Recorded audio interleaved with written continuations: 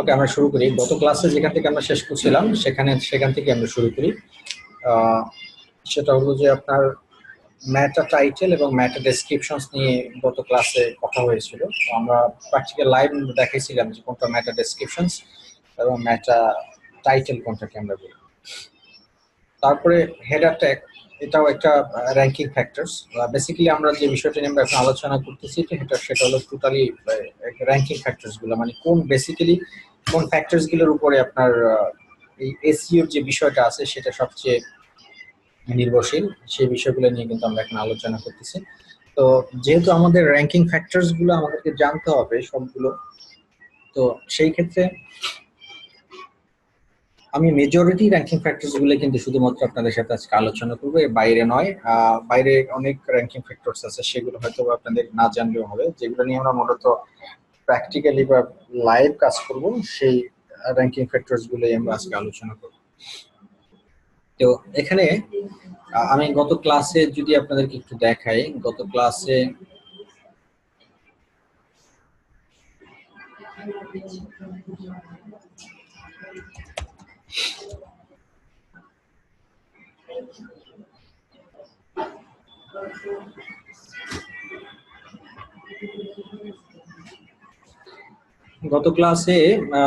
Meta title হলো যে elite pain যে লেখাটা, সেটা হলো ম্যাটা টাইটেল।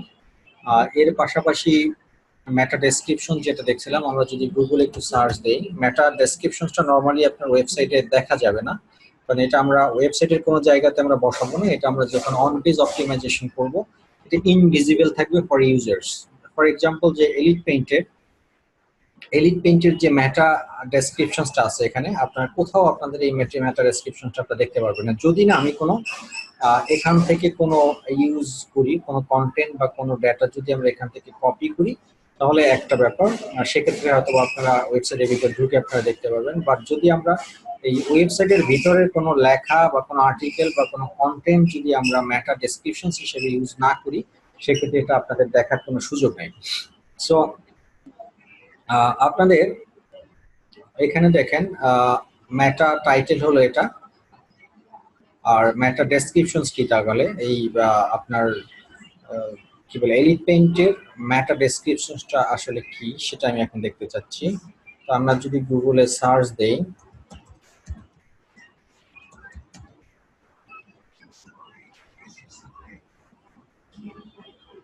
যে ধরুন best paint company in Bangladesh দিয়ে সার্চ দিই, তাহলে সার্চ দিলে আপনার দেখুন এখানে পেইন্ট কোম্পানিকে দেখাচ্ছে, এবং এই যে জিনিসটা সেটা হলো ম্যাটা ডেসক্রিপশন। এখানে একটা জিনিস খেয়াল করেন, এলিট পেইন্ট কি লেখা আছে দেখুন, elite paint founded in 1952 was the first ever paint company to have been established in Bangladesh. Since its inception the company has grown to become এরপরে কিন্তু ডট দেয়া আছে। বেসিক্যালি ব্যাপারটা হলো ম্যাটা ডেসক্রিপশন সবসময় আপনার একটা নির্দিষ্ট পরিমাণ ক্যারেক্টার হয়। দেখুন এখানে আগে আগে এটা আমি আপনাদের দেখাই যে এই লেখাটা এলিফ্যান্টের কোন জায়গায় আছে। এই যে অ্যাবাউট আস এর ভিতরে এই লেখাটা আছে, দেখুন was first paint company to have been established in Bangladesh. তারপর কি since it Inception the company has grown to become one of the countries leading paint brands. অনেক কিছু এখানে লেখা আছে, এখান থেকে নির্দিষ্ট একটা জিনিস শুধুমাত্র ম্যাটা ডেসক্রিপশন হিসেবে এটা ইউজ হয়েছে। এখন কথা হলো যে ম্যাটা ডেসক্রিপশন হিসেবে আপনাদের এখানে ইউজ হলো, আমি যদি চাইতাম যে এই জিনিসটা ইউজ না করে অন্য কোনো লেখাও যদি আমি ম্যাটা ডেসক্রিপশন হিসেবে আমি ইউজ করতে চাইতাম, সেটাও আমি পারতাম। বাট সেটা যে আপনার ওয়েবসাইটের ভিতরে কোথাও থাকতেই হবে বিষয়টা কিন্তু তা নয়। ম্যাটা টাইটেল, ম্যাটা ডেসক্রিপশনস এটা ওয়েবসাইটের কোনো কন্টেন্টের ভিতরে বা কোনো আর্টিকেলের ভিতরে থাকতেই হবে, না হয় আপনি গুগলে পাবলিশ করতে পারবেন না, সেটা কিন্তু না। ম্যাটা ডেসক্রিপশনস আপনার ওয়েবসাইটের ভিতরে কোনো লেখা ছাড়া যত লেখা আছে বা যত ধরনের কন্টেন্ট আছে, সব কন্টেন্ট যদি আপনি বাদ দিয়েও আপনি চান যে আপনি একটা ইউনিক আলাদা একটা ওই লেখাগুলোর বাইরে, মানে এই ওয়েবসাইটের ভিতরে এলিট পেইন্টের ওয়েবসাইটের ভিতরে যত লেখাটাকে আছে সব লেখার বাইরেও যদি আমি চাই যে কোনো কি বলে যে আপনার অন্য একটা লেখা আমার, সেটা আমি গুগলকে শো করাতে চাই এই জায়গাটাতে, সেটাও কিন্তু সম্ভব। আর মূলত ম্যাটা ডেসক্রিপশন সেটাই হয়, কারণ আপনার ওয়েবসাইটের ভিতরের যে লেখা আছে সেটাই যে ম্যাটা ডেসক্রিপশনে বসাতে হবে তা যেহেতু বাধ্যবাধকতা নাই, এই সুযোগটা আমরা এসইও এক্সপার্ট যারা তারা আমরা কাজে লাগাই। তারা কি করি, যেগুলো ওয়েবসাইটের কন্টেন্টের ভিতরে আছে সেগুলো তো গুগল এমনিই পায়। তো আমি এমন একটা মেটা ডেসক্রিপশন এখানে আমার এখানে বসাবো, আমি যে মেটা ডেসক্রিপশনসটা মানুষ জানতে চায় বা মানুষ এই মেটা ডেসক্রিপশনস এর কিছু লেখা জোকা বা কিছু কিওয়ার্ডস দিয়ে সে গুগলে সার্চ দেয়, তাহলে কি হয়, সেটা হলো যে এক্সট্রা কিছু ভিজিটর্স বা এক্সট্রা কিছু ট্রাফিক আমি ওই মেটা ডেসক্রিপশনস এর থ্রু থেকে আমার এখানে আমি আমার সাইটে পাবো। এই সুযোগটাই মূলত আমরা এসইও যারা কাজ করি তারা এই কাজে লাগে। আর যদি বায়ারের চয়েস থাকে, হ্যাঁ, বায়ারের যদি চয়েস থাকে যে না তুমি আমার এখান থেকে এই জিনিসটাই তুমি গুগলকে শো করানোর ব্যবস্থা করে দাও, তাহলে সেক্ষেত্রে আপনাকে ওই জায়গাটাতেই নিতে হবে, ওই জিনিসটাই আপনাকে নিয়ে তারপরে মেটা ডেসক্রিপশন সেট করতে হবে, আর কিছু করার থাকে না। অনেক বায়ার যারা একটু স্মার্ট বায়ার, মানে যারা একটু এডুকেশন সম্পর্কে টেকনোলজি সম্পর্কে জানে, তারা কিন্তু এরকম চয়েস দিয়ে দিতে পারে। যেমন এলিট পেন কিন্তু চয়েস দিয়ে দিয়েছে, তারা তাদের কত সালে এটা ফাউন্ডেড হয়েছে সেই জিনিসটা হাইলাইট করতে চাইছে, তারা কিন্তু সেটা আমাদেরকে বলে দিছিল যে আপনি এই মেটা ডেসক্রিপশনস এর এই ব্যাপারটাতে এই জিনিসটা ইউজ করবেন, মানে এই কন্টেন্টটা এই আর্টিকেলটা ইউজ করবেন। দ্যাটস ওয়াই আমাদের কিন্তু এটা ইউজ করতে হয়েছে বাই ডিফল্ট।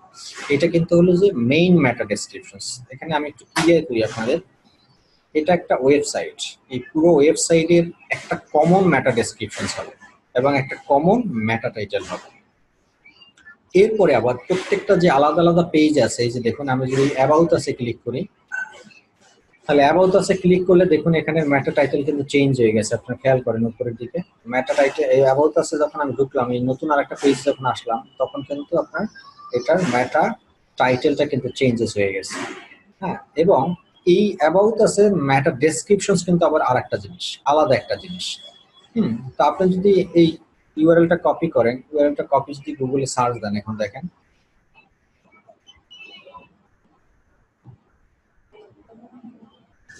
দেখেন এটার জন্য কিন্তু আলাদা আবার মেটা ডেসক্রিপশন দেখতে পাচ্ছেন আপনারা। যে elite paint is one of the countries leading paint brand, the company is also in 1980। মানে আগের যে মেটা ডেসক্রিপশন, এই যে এটা ছিল মেইন মেটা ডেসক্রিপশনস, এটার সাথে কিন্তু একটা মিল নেই। দেখেন ডিফারেন্স। তার মানে কি দাঁড়ালো, আমরা প্রত্যেকটা পেজের জন্য আলাদা আলাদা মেটা টাইটেল সেট করি এবং আলাদা আলাদা মেটা ডেসক্রিপশন সেট করি। এটা কেন করি, কারণ আমাদের পাবলিসিটি, মানে আমাদের এই প্রোডাক্টটা যাতে গুগল বিভিন্ন ওয়েতে চিনে। এই যেমন আমার গুগল প্রথমে এটা চিনছে, এরপরে আবার অ্যাবাউট আস দিয়ে আমি গুগলকে চিনাইছি, তারপরে আমি এবার ভিন্ন ভিন্ন যে ইন্ডিভিজুয়াল পেজেস গুলো আছে সব পেজগুলোতে যদি আমি এসইও রিলেভেন্ট কার্যকলাপগুলো সারি, তাহলে চিন্তা করেন আপনার এই ওয়েবসাইটের ভিতরে যদি 50টা পেজ থাকে, ইন্ডিভিজুয়ালি 50টা পেজ থাকে, তার মানে 50টা পেজের ভিতরে কিন্তু আমি 50টা মেটা ডেসক্রিপশন সেট করছি এবং 50টা মেটা টাইটেল সেট করছি। তার মানে প্রত্যেকটা মেটা ডেসক্রিপশনসে কিন্তু আমার ডিফারেন্ট ডিফারেন্ট কিওয়ার্ড ইউজ করা হয়েছে। তার মানে এই 50টা ডিফারেন্ট ডিফারেন্ট কিওয়ার্ড থেকে কোনো না কোনো কিওয়ার্ড কিন্তু যারা ভিজিটর্স বা যারা সার্চ দেয় গুগলে, তাদের সাথে আমার একটা মিলে যাওয়ার সম্ভাবনা, পসিবিলিটি বেশি থাকবে। সেই কারণে একটা ওয়েবসাইটের ভিতরে যত বেশি আপনার কিওয়ার্ড ইউজ করা যায়, মানে ভালো কিওয়ার্ড, যেই কিওয়ার্ডগুলো দিয়ে মানুষ সচরাচর জিনিসপত্র গুগলে খুঁজে, সেই ধরনের কিওয়ার্ড যত বেশি আপনি আপনার ওয়েবসাইট ইউজ করতে পারবেন বিভিন্ন বিভিন্ন ওয়েতে বা ডিফারেন্ট ওয়েতে, ততই আপনার ওয়েবসাইটটা গুগল বেশি বেশি র্যাঙ্ক করার পসিবিলিটি হবে। কারণ আপনার এই কিওয়ার্ডের সাথে মানুষের আকাঙ্ক্ষা বা চাহিদার সাথে মিলে যাবে। যখনই মিলে যাবে তখনই গুগল কিন্তু আপনার সাইটটাকে তার সামনে রিপ্রেজেন্ট করতে বাধ্য। যে আমি একটা জিনিস দিয়ে সার্চ দিলাম, যে ফর এক্সাম্পল ধরেন এখানে একটা লেখা আছে কি ডেকোরেটিভ পেইন্টস। এখন কেউ যদি গুগলে সার্চ দেয় যে best decorative Paints in Bangladesh, তখন কিন্তু আপনার এই পেজটা শো করার পসিবিলিটি থেকে যায়। কারণ কি, কারণ এখানে আপনি একটা মানুষের চাহিদা অনুযায়ী একটা কিওয়ার্ড আপনি ইউজ করছেন, যেটার নাম ডেকোরেটিভ পেইন্টস। এরপরে যদি আপনি ইন্ডাস্ট্রিয়াল পেইন্টস চিন্তা করেন, এভাবে মানে তো এই ক্লাসগুলো আমরা সামনে দেখবো। নেক্সট ক্লাসে আমাদের কিওয়ার্ড রিসার্চ আছে, যে একটা ওয়েবসাইটের কিওয়ার্ড কিভাবে রিসার্চ করতে হয়, বেস্ট কিওয়ার্ড কিভাবে ফাইন্ড আউট করতে হয়, এবং মানুষের চিন্তাটাকে আপনার মাথার ভিতর নিয়ে এসে সেটার ক্ষেত্রে মানুষের কাছে আপনি কিভাবে রিপ্রেজেন্ট করতে পারেন, সেই বিষয়টাগুলো আমরা সামনের ক্লাসগুলোতে আমরা দেখব। সো আপনি এখানে খেয়াল করেন যে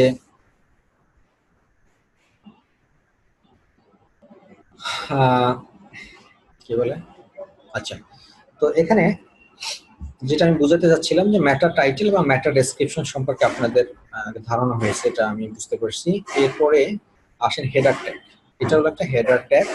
তারপরে হলো পেজ কন্টেন্ট, সাইজ ও লেন্থ এবং কন্টেন্ট ডুপ্লিসিটি, এই বিষয়গুলো নিয়ে আলোচনা করি। আচ্ছা, কেউ একজন আপনার স্ক্রিনে দাগ টাগ দেওয়ার চেষ্টা করছেন, আপনারা এটা করিয়েন না, কে কার থেকে আসতেছে আমি জানি না, তাহলে আমার প্রবলেম হয়, ডিস্টার্ব হচ্ছে আর কি। আচ্ছা, তো পেজ হেডার ট্যাগটা কি দেখুন। হেডার ট্যাগটা হলো যে একটা ওয়েবসাইটের হেডার ট্যাগটা কোথায় থাকে। এই যে এটা একটা হেডার ট্যাগ, এটা হলো একটা হেডার। আবার কোনো কোনো সময় দেখবেন যে এই জায়গাটাতে একটু বোল্ড করে লেখা থাকবে, একটু অনেক বড় থাকবে, নর্মাল ফন্টের থেকে বড় লেখা থাকে। হেডার ট্যাগ দেখি এমন আছে কিনা।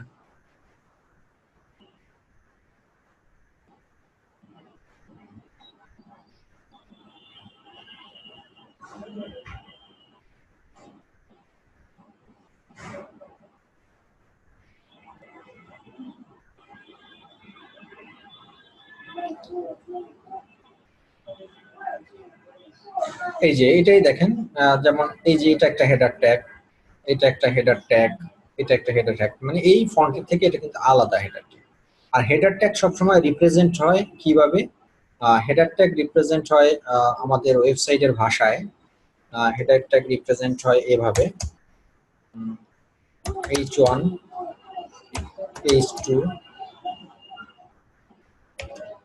সরি h3, আচ্ছা এইভাবে আপনার h5 পর্যন্ত হবে। h5, H6 না স্যার? h4, h5, হ্যাঁ h6, সরি h6 পর্যন্ত হয়। h1 থেকে h6 পর্যন্ত হবে আপনার হেডার ট্যাগ। তো এখন h1টা হলো আপনার বড়, তারপর h2 আরো বড়, h3 আরো বড়, h4 আরো বড়, h5 আরো বড়, h6 আরো বড়। এখন না সরি, এটা হলো যে মানে বড় মানে ছোট আর কি। হ্যাঁ, সবচেয়ে h1 হলো সবচেয়ে বড়, এরপরে h2 আরেকটু ছোট, h3 আরেকটু ছোট, h4 আরেকটু ছোট, h5 আরেকটু ছোট, h5 h6 আরেকটু ছোট, মানে h6 হচ্ছে সবচেয়ে ছোট, মানে ছোট ফন্ট। হ্যাঁ, তো আমি দেখাবো আপনাদের অন পেজ অপটিমাইজেশন, এটা প্র্যাকটিক্যাল আপনারা দেখতে পারবেন। মানে ধরেন আমি যদি একটা হেডার ট্যাগ দিতে চাচ্ছি একটু মাঝারি টাইপের, তাহলে আমাকে ইউজ করতে হবে h4 অথবা h3। আর আমি যদি একটা হেডার ট্যাগ দিতে চাচ্ছি একদম বড়, অনেক বড় করে দেখতে চাচ্ছি, তাহলে দিতে হবে h1। আর যদি আরেকটু ছোট দিতে চাই তাহলে h2। এই এই কোডিংটা আমাদের ইউজ করতে হবে। তো h1 থেকে h6 এটা মনে রাখবেন, h1টা সবচেয়ে বড়, h6 হলো সবচেয়ে ছোট হেডার ট্যাগ। এখন এই হেডার ট্যাগ কেন র্যাঙ্কিং ফ্যাক্টরস?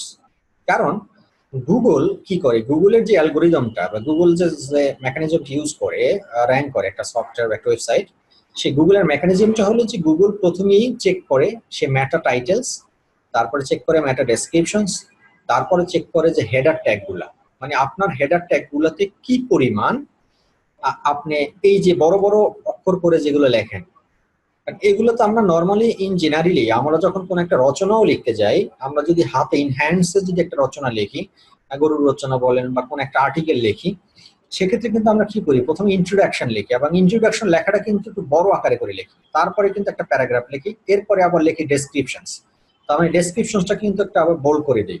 তার মানে কি দাঁড়ালো, এই যে ইন্ট্রোডাকশনটাকে বোল্ড করে দিলাম, ডেসক্রিপশনকে বোল্ড করে দিলাম, মানে এটা দিয়ে বুঝালাম যে তুমি এটার প্রতি একটু আকৃষ্ট বেশি হবে, মানে তুমি এটা যাতে ভালো করে তোমার চোখ পড়ে এটার পিছনে, এইটার কারণেই কিন্তু আমরা এটাকে বোল্ড করে দেই বা আন্ডারলাইন করে দেই।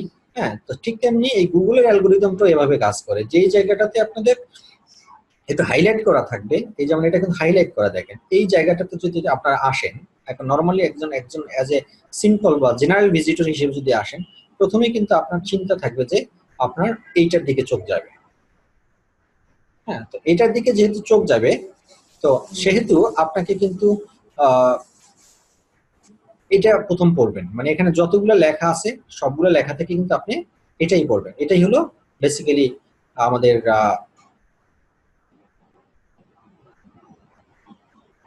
সরি, হ্যাঁ বেসিক্যালি এটাই হলো আমাদের ব্যাপার। আর গুগলও এই অ্যালগোরিদমটা সবচেয়ে বেশি ইউজ করে। হ্যাঁ, সো এখানে আপনাদের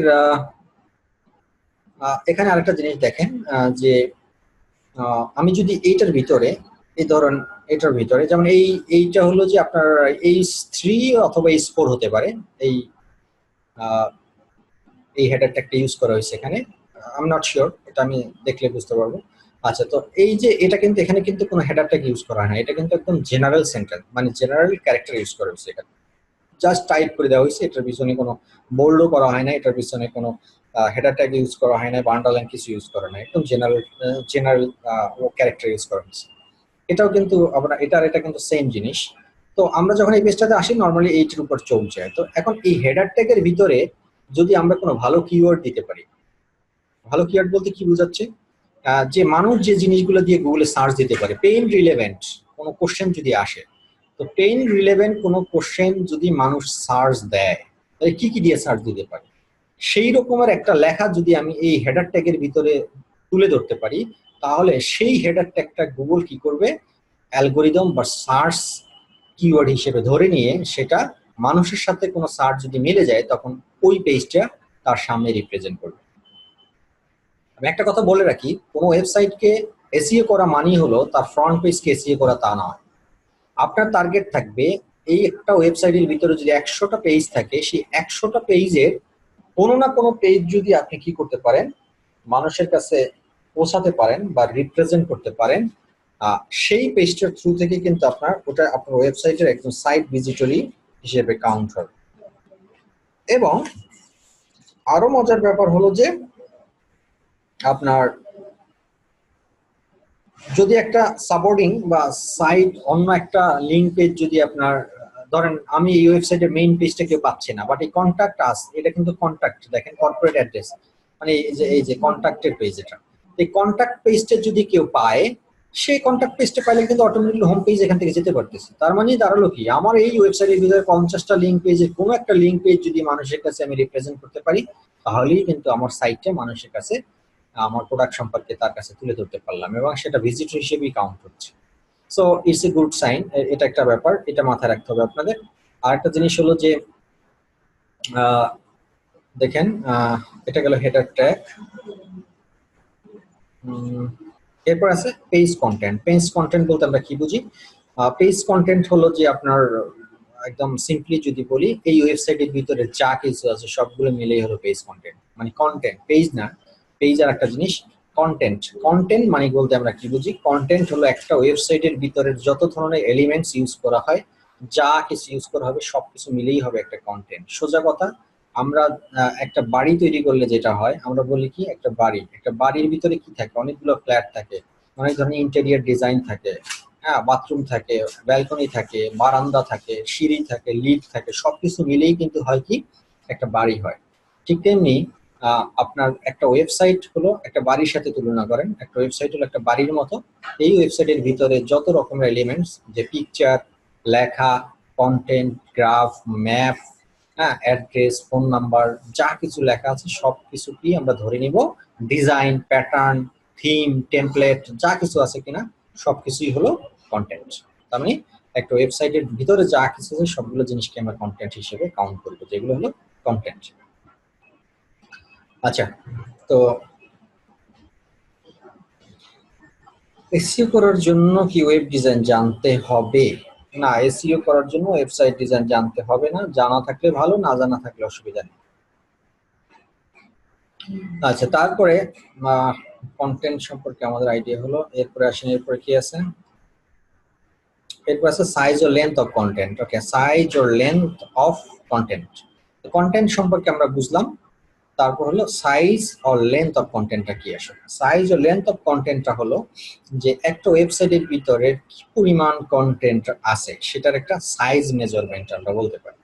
আচ্ছা, এখন ধরেন আমি যদি এটা একটা ব্যাপার, আমরা আপনাদের এক্সাম্পল দেখি। এই ওয়েবসাইটটা যখন আমরা ওপেন করি, ওয়েবসাইট ওপেন করার পরে যখন আমরা নিচের দিকে ড্রাগ করি, নিচের দিকে ড্রাগ করলে দেখেন একটা নির্দিষ্ট পরিমাণ জায়গাতে গিয়ে কিন্তু আর নিচে যাওয়া যাচ্ছে না, মানে এখানে এন্ড, মানে এর নিচে আর কিছু নাই। তার মানে এই পেজটার, এই কন্টেন্টটার একটা লেন্থ আছে, টপ টু বটম পর্যন্ত দেখেন একটা নির্দিষ্ট পরিমাণ জায়গায় গিয়ে আর ড্রাগ করা যাচ্ছে না, এখানে থেমে যাচ্ছে। তার মানে এটার একটা সাইজ দেওয়া হয়েছে এই কন্টেন্টটার, বা এই কন্টেন্টটা যখন করা হয়েছে তখন এটার একটা ম্যাক্সিমাম সাইজ দেওয়া হয়েছে। এখন যদি এই ওয়েবসাইটটার কন্টেন্টটা বা এই কন্টেন্টের লেন্থ সাইজটা এরকমের দেওয়া হইতো যে এরকম ড্রাগ করতেছেন করতেছেন তো করতেই আছেন, শেষই হচ্ছে না, মনে করেন অনেক দূর পর্যন্ত গিয়ে তারপর শেষ হচ্ছে, 2 মিনিট এরকম ড্রাগ করতে করতে শেষ হচ্ছে, তখন কিন্তু আপনি অ্যাজ এ ইউজার হিসেবে আপনি নিজেই বিরক্ত হয়ে যেতেন, আপনার কাছে এটা ভালো লাগতো না, এটা বোরিং লাগতো, ধরো এটার কোনো শেষ নাই, এটা নিচে কি বা আছে, এর এমন কি আছে। এই যে বোরিংনেসটা, এটা গুগল খুব সিরিয়াসলি ভাবে এটা কাউন্ট করে। তো আপনার কন্টেন্ট লেন্থ থাকতে হবে একটা মেজরিটি লেন্থ, একটা নির্দিষ্ট পরিমাণ ড্রাগিং পর্যন্ত আপনার লেন্থ থাকতে হবে। এখন সেটা বলতে পারেন যে স্যার সেটা কতটুকু পর্যন্ত হতে পারে। দেখুন এখানে যদি আমি কাউন্ট করি, first drug, second drug, third drug, fourth drug, fifth drug, six drug, seven ড্রাগতে গিয়ে আমার এটা শেষ হয়ে গেছে। হ্যাঁ, তো এখন আপনি বলতে পারেন যে তাহলে কি এসইও এর কোনো নির্দিষ্ট পরিমাণে এটার একটা সাইজ লেন্থ আছে, কন্টেন্ট লেন্থের ড্রাগ সাইজ আছে? না, এটা নাই। বাট আমরা ইন কমনলি এটাকে কি করি, ম্যাক্সিমাম পর্যন্ত আমরা 10 ড্রাগ পর্যন্ত, মানে 10 পয়েন্টটা ড্রাগ পর্যন্ত আমরা এভাবে কাউন্ট করি। আপনার মাউস দিয়ে আপনি ড্রাগ করে 10টা পর্যন্ত গেলে যতটুকু পর্যন্ত লেন্থ যায় ততটুকু পর্যন্ত হইলো আমাদের স্মার্ট, বলি আমরাকে যে স্মার্ট সাইজ।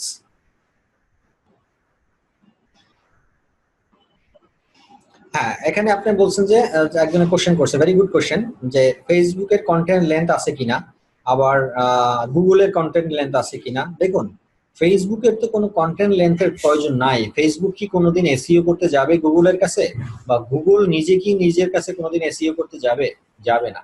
অতএব আমাদের এখানে কোশ্চেন গুলো আসতেছে কিন্তু ওয়েবসাইট বা কোনো সফটওয়্যারের ডিজাইন নিয়ে না। আমাদের কোশ্চেন গুলো আসতেছে যে আমি আমার ওয়েবসাইটটাকে যে গুগলে র্যাঙ্ক করব, সেটা করার পিছনে আমাদেরকে কি কি করলে আমাদের জন্য ভালো হবে সেইগুলা। তো ফেসবুক কোনোদিনও এসইও করতে গুগলের কাছে যাবে না, আর গুগলও কোনোদিন মার্কেটিং করতে ফেসবুকের কাছে যাবে না। অতএব তাদের সাইজ কন্টেন্ট বা সাইজ লেন্থ কি হবে বা কত হওয়া উচিত সেটা নিয়ে মাথা ব্যথা না করাটাই বেটার, না করলেও হবে। কারণ ফেসবুক হলো একটা সোশ্যাল মিডিয়া, ফেসবুক কোনো ওয়েবসাইট না। এখানে আপনাদের একটু বুঝতে চিন্তা করতে হবে যে আপনার যে প্রোডাক্ট নিয়ে আপনি কাজ করতেছেন, আপনি কোনো সোশ্যাল মিডিয়া তৈরি করে সেই সোশ্যাল মিডিয়া ফেসবুকের মতন একটা সোশ্যাল মিডিয়া সাইট তৈরি করে কিন্তু আপনি কখনই গুগলের কাছে এটা এসইও করতে যাবেন না। আপনি এসইও করার উদ্দেশ্য হলো যে আপনার বিজনেস প্রোডাক্ট নিয়ে আপনি কাজ করবেন বলেই আপনি সেটা সেই সোশ্যাল মিডিয়াগুলোর কাছে বা সার্চ ইঞ্জিনগুলোর কাছে আপনার শরণাপন্ন হচ্ছে। অতএব এখানে e commerce site, social media, তারপরে আপনার কানেক্টিং সাইট, এইগুলো এই আওতার বাইরে রাখাটাই বেটার। এগুলো নিয়ে আমাদের চিন্তা করার প্রয়োজন নেই। আমাদের চিন্তাটা শুধুমাত্র বিজনেস পার্সপেক্টিভ, বিজনেস প্রোডাক্ট, সেই বিজনেস প্রোডাক্ট বা কর্পোরেট ওয়েবসাইট বা বিজনেস প্রোডাক্ট রিলেভেন্ট ওয়েবসাইট কিভাবে সাইজ লেন্থ হওয়া উচিত সেটা নিয়ে আমরা আলোচনা করতেছি। তো আমাদের এসইও ক্ষেত্রে আমরা একটা জিনিস ফলো করি, সেটা হলো যে 10 ড্রাগস, মানে 10টা পয়েন্টার ড্রাগস পর্যন্ত যদি হয় তাহলে আমাদের জন্য বেটার হয়। এর বেশি যদি আপনি করেন আপনাকে কেউ বাধা নিষেধ দিচ্ছে না, বাট সেটা ইউজারের বিরক্তি আসতেছে। আপনার নিজের কথাই আপনি চিন্তা করেন, আপনাকে যদি এরকম ড্রাগ করতে বলা হয় যে একটা ওয়েবসাইট খালি ড্রাগ করতেছেন তো করতেই আছেন, শেষ হচ্ছে না, আপনি কতক্ষণ ভালো লাগবে? আর সেটা যদি ফেসবুকের মতন ওয়েবসাইট হয় তাহলে ভালো লাগবে, কারণ যত নিচে যাচ্ছেন ততই আপনি রং বেরঙের ছবি দেখতে পারতেছেন, রং বেরঙের পিকচার দেখতে পারতেছেন, রং বেরঙের পোস্ট দেখতে পাচ্ছেন, সেটা আপনার ভালো লাগবে। কিন্তু আপনার একটা কোম্পানির ওয়েবসাইট যদি খালি নিচে যেতেই বলে আপনাকে অনেক দূরে যেতে বলে, তখন কিন্তু আপনি 2-3 বার ক্লিক করার পর তৃতীয়বার আর আপনি ক্লিক করবেন না। এটা একটা সাইকোলজিক্যাল ফ্যাক্টর। এই সাইকোলজিক্যাল ফ্যাক্টরটাই কিন্তু গুগল মূলত তাদের অ্যালগোরিদমে সেট করে নিয়েছে। এই জন্য আমাদের গুগল র্যাঙ্কিং ফ্যাক্টরস এর অন্যতম একটা বিষয় হলো আপনার ওয়েবসাইটের কন্টেন্ট লেন্থ কি পরিমাণ, কত বড় কন্টেন্ট লেন্থ, এটাই। এরপরে আসেন যে কন্টেন্ট ডুপ্লিসিটিটা কি? কন্টেন্ট ডুপ্লিসিটি হলো একদম সিম্পলি সেটা হলো যে কন্টেন্ট কিভাবে ডুপ্লিকেট করা, যে কন্টেন্ট যেটা বলা হয়। তা আমরা কন্টেন্ট সম্পর্কে তো জানি যে কন্টেন্ট বলতে আমরা কি বুঝি। তো আপনি কন্টেন্ট কি, ওয়েবসাইটের যত রকমের এলিমেন্টস ইউজ করা হয়েছে সবগুলোই হলো কন্টেন্ট। এখন দেখা গেছে এলিট পেইন্ট এরকমের একটা পিকচার, এই বাড়ির পিকচারটা ইউজ করছে এলিট পেইন্ট। হ্যাঁ, এখন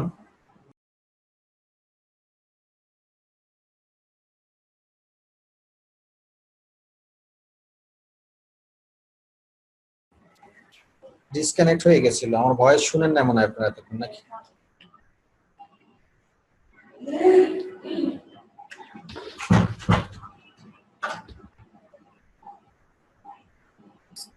আর কথাটা বেজে বেজে আসতেছে স্যার। এখন ক্লিয়ার শোনা যায়,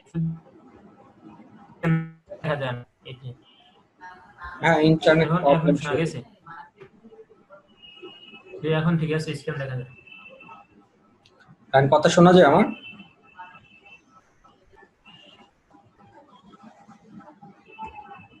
হ্যালো, শুনতে পাচ্ছেন আমাকে? জি স্যার, জি শুনতে পাচ্ছি, জি ক্লিয়ার শোনা শুনতে যাচ্ছে। পাচ্ছি স্যার। শুনতে পাচ্ছি স্যার। আচ্ছা, তো কন্টেন্ট ডুপ্লিসিটিটা হলো যে আপনার কোনো একটা ওয়েবসাইটের কন্টেন্ট যদি আপনি নিজে কপি করে সেটা আপনার ওয়েবসাইটের ভিতরে বসান, সেটাই কন্টেন্ট ডুপ্লিসিটি বলা হয়। সেটা হতে পারে একটা পিকচার, সেটা হতে পারে একটা লোগো, সেটা হতে পারে কোনো একটা আর্টিকেল। ধরুন এই লেখাটা এলিফ পেইন্ট লিখছে, এখন আপনি যদি এটা হুবহু কপি করে আপনার ওয়েবসাইটের ভিতরে এই লেখাটা আপনি বসান, তাহলেই এটাকে কন্টেন্ট ডুপ্লিসিটি বলা হবে। এটা ডুপ্লিসিটি কাকে বলা হবে? আপনার লিখবেনকে কিন্তু কোনো ক্লেম করবে না, ক্লেম করবে যে পরে বসাবে সে। কারণ এই ডেটাটা যে এলিফেন্টের নিজস্ব ডেটা, সেটা অলরেডি গুগল কাউন্ট করে নিয়েছে। কারণ এই ডেটাটা গুগল এলিফেন্ট তারা আগে ইউজ করছে। এখন আপনি যদি নতুন করে এই হুবহু এই একই লেখাটা আপনার ওয়েবসাইটে বসান, তখন কিন্তু আপনি হয়ে যাবেন সেকেন্ড ব্যক্তি। তো সেকেন্ড ব্যক্তি যে তাকে তখন এটাকে কপিরাইট ক্লেম করবে, তখন এটা হয়ে যাবে কন্টেন্ট ডুপ্লিসিটি আপনার জন্য। তো এই কারণে এসইও করার ক্ষেত্রে এই বিষয়গুলো মাথায় রাখতে হবে যে আপনি কোনো রকমের কন্টেন্ট ডুপ্লিসিটি করতে পারবেন না। এটাকে আপনাকে চেক করতে হবে যে আপনার যে বায়ারের ওয়েবসাইট নিয়ে আপনি কাজ করবেন, সেই বায়ারের ওয়েবসাইটের ভিতরে কোনো রকমের কপিরাইট কন্টেন্ট আছে কিনা, বা কোনো রকমের কপিরাইট কোনো আর্টিকেল আছে কিনা, সেগুলো আপনাকে আগে প্রথমে চেক করে নিতে হবে। যদি এগুলো থাকে, সেক্ষেত্রে আপনার বায়ারকে সাজেস্ট করতে হবে যে তোমার ওয়েবসাইটের ভিতরে কপিরাইট কন্টেন্ট আছে বা কপিরাইট আর্টিকেল আছে, তুমি এই জিনিসগুলোকে চেঞ্জ করে আবার নতুন করে দাও, আদারওয়াইজ কিন্তু গুগল তোমার এটাকে ব্ল্যাক লিস্টেড করতে পারে, পসিবিলিটি আছে। আপনি আপনার এন্ড থেকে আপনার সেফ থাকার জন্য যা যা পরামর্শ দেওয়া দরকার সেটা আপনি আপনার বায়ারকে দিবেন।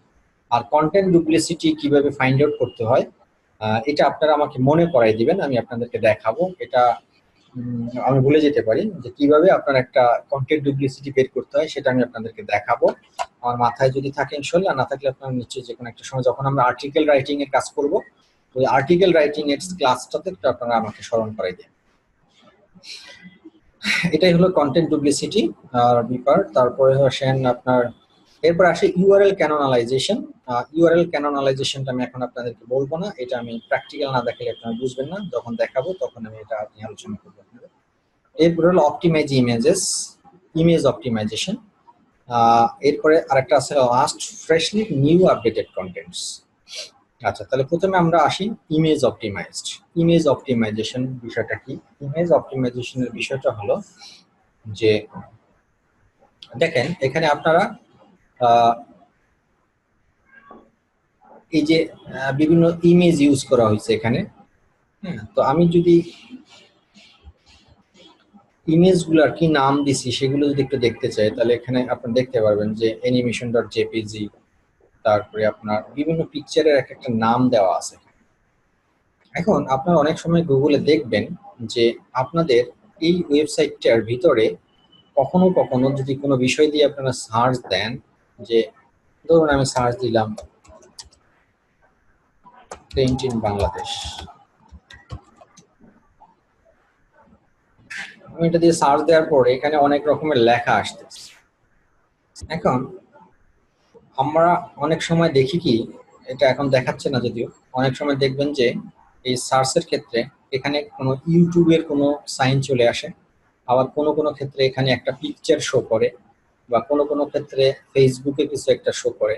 হ্যাঁ, এই যে জিনিসগুলো শো করে, এই যে এখানে যদি একটা পিকচার শো করতো এখন এখানে, তাহলে কিন্তু ওই পিকচারটার কারণেই কিন্তু গুগল আপনার ইউজারের কাছে এই জিনিসটা শো করছে এখানে। বিষয়টা কি, গুগল আপনার ওয়েবসাইটের কোনো তথ্য খুঁজে পাচ্ছে না। গুগল আপনার ওয়েবসাইটের কোনো তথ্য খুঁজে পাচ্ছে না, না পাওয়ার কারণে সে আপনার ওয়েবসাইটের ভিতর থেকে একটা পিকচার খুঁজে পেয়েছে, যে পিকচারটার নাম লেখা ছিল আমি যে বিষয়টা দিয়ে সার্চ দিতেছি সেটা রিলেভেন্ট।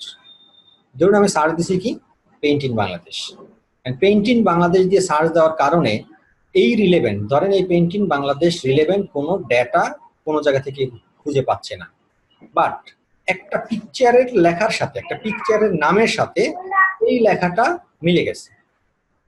তখন কি করবে গুগল, ওই পিকচারটা কি করবে, ওই পিকচারটা এখানে এত দুষ্টামি করে না, যাও তুমি মার কাছে যাও, তো আস্তে আস্তে খালি ফলতেই আছে, আমি বুঝতেছি না। এই ড্রপ দাও এখন। ওষুধ খাওয়ার ড্রপ দাও।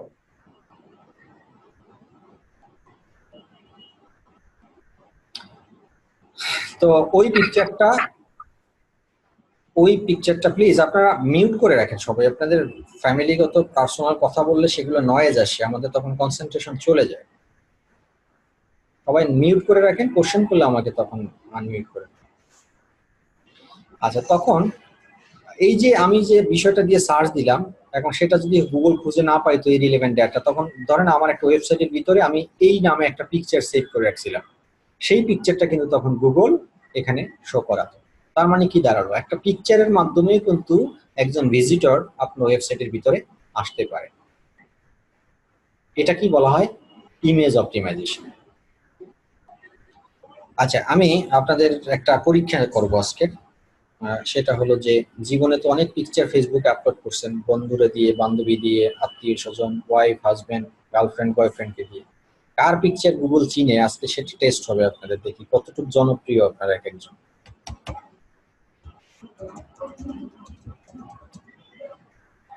বলেন, একজনের নাম বলেন। ফেসবুকে তো লাইফে অনেক পিকচার আপলোড করছেন না, দেখি এখন আপনার পিকচার গুগল চিনে কিনা। মোহাম্মদ নুরুল নবী সামদানি। হ্যালো, মোহাম্মদ নুরুল নবী সামদানি। এখানে টাইপ করেন, চ্যাট বক্সে টাইপ করেন, আমি এখান থেকে নিব। ফুল নেম দিবেন, আপনাদের নাম, নট ফেসবুক আইডি। এবং অন্যের প্রতি সদয়, এগুলো হচ্ছে দেখাতে ভুলে যাচ্ছে। তো we need to say thanks, then যেটা হয় আমাদের বাঙালিদের, যে থ্যাঙ্কস বলার পরে কাউকে মানে একটু জোর করে যে ওয়েলকাম বলবে, এটা শোনা যায় না। মানে ওয়েলকাম বলে না, বললে তো আসতে বলে, যে লোক থ্যাঙ্কস দিচ্ছে তার নাম পর্যন্ত পৌঁছে না, মনে যেন করে আটকে থাকে, এরকম হয় না? আচ্ছা, কেউ কি কথা বলতেছেন মনে হয়? কেউ একজন আমাকে কি কোনো কোশ্চেন করতেছে? আপনার ভয়েস একদম স্লো, আমি কিছুই শুনতে পাচ্ছি না ভাইয়া। কেউ যদি কথা বলে থাকেন তাহলে আপনি আরো। Thanks a lot, thank you so much, thanks a million, million but মানে 1 মিলিয়ন ধন্যবাদ। অনেক স্যার কে যেন ওখানে কথা বলতেছে, বলেন ওনাকে যদি আনমিট করে দেন, এটা তো প্রবলেম। আচ্ছা, নাসির উদ্দিন, দেখি নাসির উদ্দিন নামে গুগল কাউরে চিনে কিনা।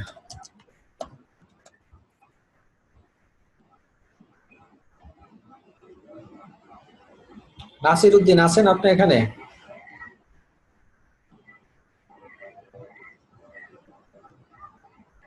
রেসপন্স করেন। নাসির উদ্দিনের পিকচার তো আমি চিনবো না, যে নাসির উদ্দিন সে বলেন যে আপনার পিকচার এখানে আছে।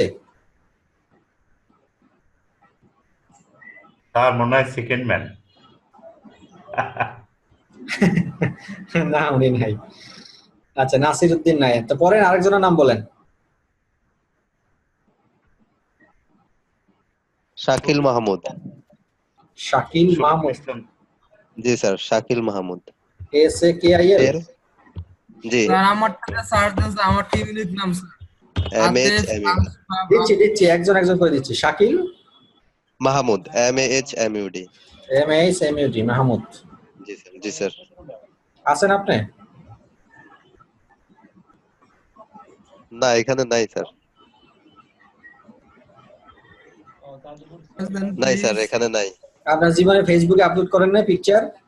কত পিকচার করছেন? হ্যাঁ, ফেসবুক অনেকগুলো পিকচার আপলোড করছেন, কিন্তু আপনার কি বলছি না। স্যার আমারটা যদি কাইন্ডলি জানতে স্যার শফিকুল ইসলাম। ফেসবুকে আপলোড করলে কি আপনার গুগলে সেটাই হবে স্যার? নট ফেসবুক, লাইভে তো বহুত জায়গায় করছেন, বিডি জবসে করছেন। হ্যাঁ।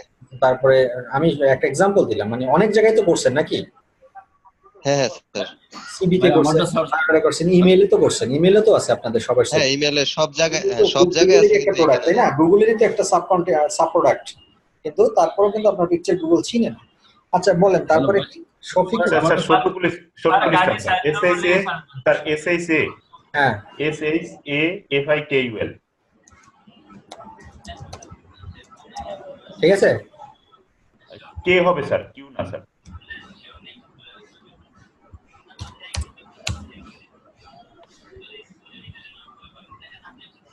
আছে স্যার? নাই এই পেজে স্যার। তাই, তার মানে আপনার পেজ গুগল আপনার পিকচার চিনে না, র‍্যাঙ্ক হন না আপনি। আর কে জানি চ্যাট বক্সে গাজী সাইদুর রহমান দেন, গাজী সাইদুর রহমান। স্যার লিয়াকত আলী তালুকদার দেন।